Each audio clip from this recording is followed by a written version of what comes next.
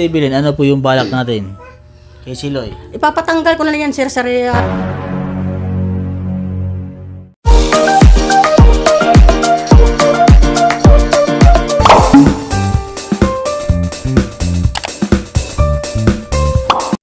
po mga kabayan, magandang hapon po sa inyong lahat. Ngayon po ay nandito po tayo kay Ate Evelyn para po mag-update po sa issue sa pag-aaral po ni Siloy dahil meron po tayong ayusin dito para sa bata. Tara, samahan niyo po ako. Wow, napakalinis pa rin ang bahay ni Ate Evelyn, no? Kahit nag-uulan. Ate Evelyn. Yes, sir. Pasok. Tao po. Hindi pong papasok. Pasok. Welcome. Gumagana na pala ang TV ni Ate Evelyn, ha? Pahinaan pala kaya. Oo, nanonood po kayo. Yes, sir. Opo, sir. Ay, kamusta na kayo, Ate Evelyn? Ay, ito, sir. Masyadong baga malungkot. Malungkot? Ba't kayo malungkot? Nabasa mo kanina yung text kasi? Oo, nabasa ko naman. Bakit? Ano ang problema? Dito kayo sa atin. Parang basa kami. Bakit malungkot siya, Ate Evelyn? Kasi, sir, sa nangyayari sa vlog ni Siloy, parang akong napasama din lahat eh. Oo. Kasi saan ba ang papanigan nila? Ang nagsasabi ng totoo o ang nagsisinungaling? Siyempre, sir, ako, nagsasabi akong talaga ng totoo kasi ayok naman kasi nga, hindi naman ako katulad talaga ng iba eh, na tinatakpan kahit mali. Ayoko nga kasi ako mismo talaga nagdidiscover kasi tinuturuan ko man siya talaga. Sabi ko sa kanya, na wala kang libro, simula kang pumasok, ang nasusulat mo dyan sa notebook ko, yan ang palagi mong ibabasa. Hindi ako nagkulang sa kanyang pagturo, sir. So, bali yung kinabas-labasan, so, ay nako. Ibig sabihin, naapektuhan po kayo dun sa mga nag-comment sa inyo? Oo, masyadong nagalit yung mga anak ko, sir, kasi sabi pa man nila, sarili mo kaming mga anak, hindi kami nagbibigay sa ng kahiyan, ibang tao pa. Siyempre, hindi naman ako mukhang pera sa halagang 1.5. Hindi naman sapat yung magsasalita ng hindi maganda. Kasi kung ibabudget lang ito yung 1.5. Kung ko lang yung bunganga ni Siloy nga gusto niyang bilhin, ganito, ganyan. Kulang na kulang, sir, pero pinipigilan ko. Pero kung maghahanap man talaga sila ng ang gusto ni Siloy, binibigay ko man ito. Kung gusto niya pambili ng sapatos, binabilhan ko siya, mga pantalon, kung ano lang mga gusto niya. So, balit hindi, ang pera na yan, para yan siya yung nakinabang, hindi kami nakinabang. Ito. Pero, masakit lang kasi, sir, kasi yung mga judgmental, mahirap kasi, hindi po ako, sir, na masabi nga, nagdadrama ako, hindi ako marunong magdrama. Kung ano man yung nangyayari sa buhay ko, wala na silang pakialam. At saka, hindi na sana sila na makikigsaw-saw sa may problema. At saka, hindi na sila makikialam sa buhay ng may buhay. Kasi ako hindi ako mahilig makikialam sa buhay ng may buhay talaga, sir. Sa totoo lang, hindi ako mahilig mahitong ganyan. Kasi ito, mga bata talaga, hindi talaga ako nagkulang yan. Kasi kapag, alam yan nila, ate, yung mga kapitbahay ko dito nga iba, kung gaano ko magdisiplina sa kanila. Mabunga nga ako. Hindi ako stricta na sa pamamahay ko.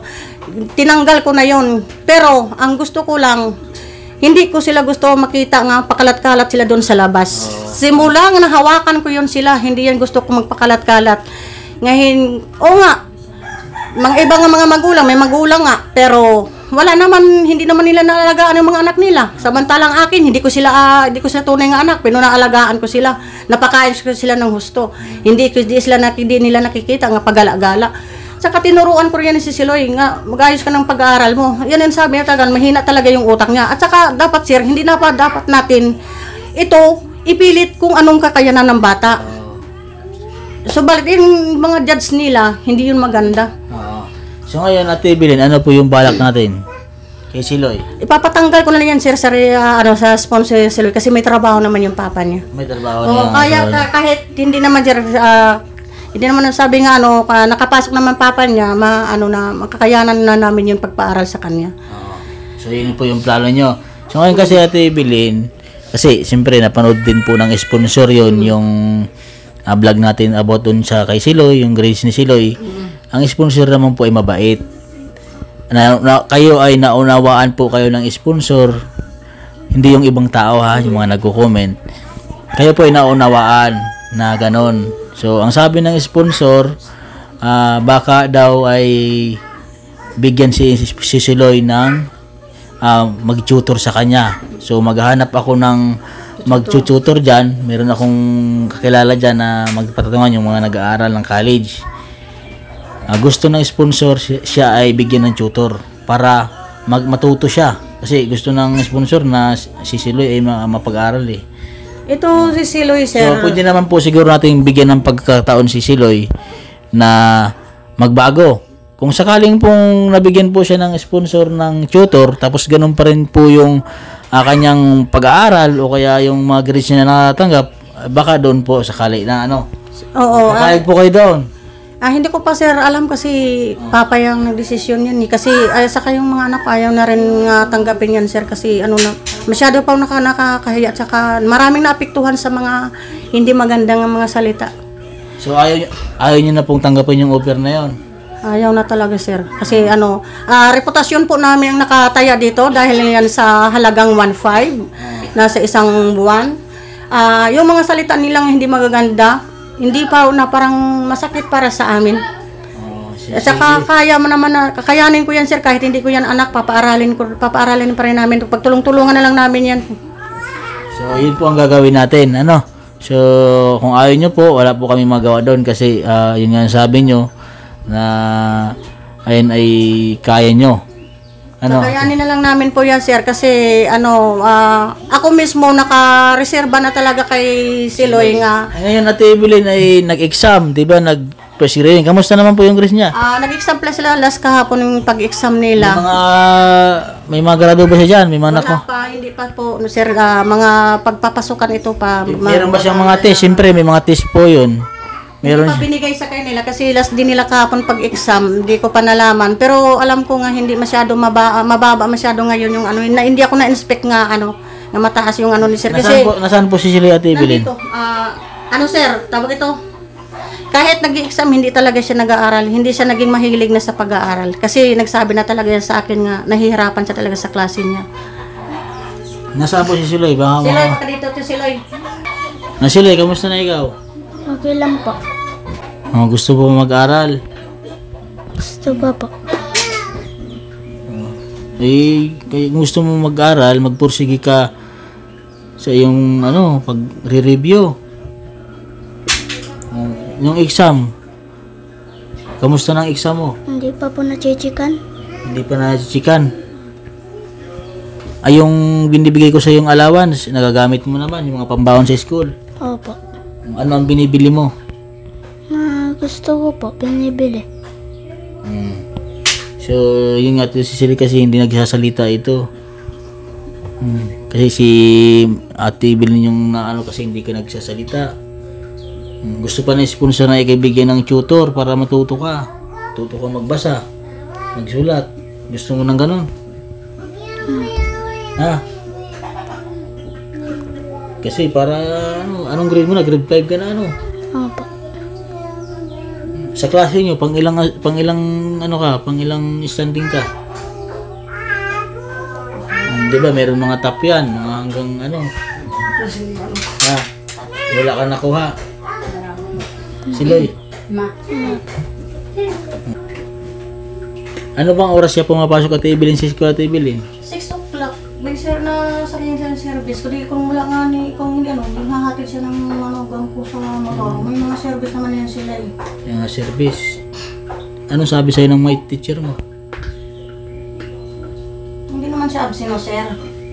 Hindi naman siya lagi nag-absent. Simula ng hindi siya absent. Kung absent lang siya kapag masama yung pakiramdam niya o pero sa pag-absent hindi kasi nire-readyhan ka talaga yung yung pangangailangan niya sa Katulad ito ngayon, ang 1.5 na binigay niyo sa akin, binilhan kung gusto niya, may entrance sila, binilhan ko siya ng yung mga art material sa lahat, buong kompleto ng gamit niya nga sa school. So, pati yung mga damit niya, para lang makasali sa anong gusto niya. Bilangin na lang sana bago bilangin sana kung kasya ba talaga kung tutuusin, baga sa ganyan yung Hinda-judge nila talaga sa akin, sir. Parang hindi ka, Kasi yun po ay hinati-hati ko po yung mga kababayan every week o month magbibigay po ako nun kasi gusto na sponsor hati-hatiin para ma-budget po ng si Loy. Ha? Hindi naman siya, sabi ko sa kanya, simula yung hinawakan ko yan sila dito, nung pumasok siya, wala talagang libro nga hinahawakan. Sabi ko, yung mga nakasulat dyan sa notebook mo, yan ang praktisan mong pagbasa. Hindi mahina talaga yung memorya sa sa English Tagalog. Baka maano siya sa Tagalog. Pero yung sa English lang talagang nahihirapan siya. Hindi ka naman pala pinahabayaan ni mama mo sa pagpapaalala sa iyo sa pag-aaral mo. Opo. O bakit hindi mo ginagawa yung pinapagawa ni Mama Evelyn mo? Ha? O tatamad ka lang talaga mag-aaral? Ha? Tatamad ka ba mag-aaral sila eh? Hindi po. O bakit hindi mo ginagawa yung pagpapabasa ni Ate Evelyn? Yung pagsusulat, pagtitingin, pagkagaling sa school kung anong gagawin? Ba't hindi mo ginagawa? Ha? Gagawin mo yung sila kasi para naman sa iyo yun eh. Ha? Hindi naman sa ikaw ay aming pinapagalitan o pinapagsabihan. Ito ay para sa iyo, ha? Hindi ka namin pinipirsa. Kung ano yung kakayahin mo, basta gawin mo yung best mo para tumaas yung grades mo. Ha? Okay ka lang ha. Huwag kang ma-stress. Sino ha? So yun po mga kabayan at yun sa mga nagko-comment po, ayan, at sana maunawaan yun po si Ate Evelyn kasi siya po yung nag-guide kay Siloy. Kung ano po yung ginagawa ni Ate Evelyn at yun po ay part ng po bilang ina kahit hindi niya po yan tunay na anak, ayan po ay anak po ni Kuya Mar sa kinakasama ni Ate Evelyn ngayon. Ayan, so sa mga nag-judge po, ayan, so si Ate Evelyn po ay ganun lang po siya magsalita talaga simula po sa namin siya nakilala. So alam po namin kung ano po yung pagkatao ni Ate Evelyn. So yun po mga kabayan at kay Ma'am Malu po na sponsor ni Siloy. And maraming salamat po sa inyong pagtulong. At hayaan niyo po ma'am at kung ano po yung plano namin na Ate Evelyn na baka pumayag po na kasi ang sabi ni Ate Evelyn hindi na daw siya papayag na bigyan ng tutor si Siloy. Ano Ate Evelyn? O yan na ba ang final decision? Itutuloy yung pag-i-sponsor? Ayaw na sir, kami na lang, tutukan ko na lang ng anak ko yan pagturo kay Siloy. Hindi na. So yun kasi po. Kasi naman yung anak kong isa kasi tinanong ko yung anak kong na kung papayag pa sa magpasok sa hindi naman siya nakaabot pagpasok, ayaw na daw niya pumasok, baka makabakasyon dito. Nandito na rin sa Manila. Yes. Na rin, papatulungan ko na rin si Siloy pagpatutor. Tsaka hindi po ako sir naghahabol porque sabi nila nga pinapatanggal ko si Siloy sa sponsor nga baka may ipalit ako sa mga anak ko. Hindi interesado yung mga anak ko sa mga ganyang bagay kasi nahihiga nga sila eh. Hindi nga nagpapakita sa camera eh. So, hindi nga nagpapakita dyan sa camera yung mga anak ko kaya yaw nila. So, sige Ate Evelyn.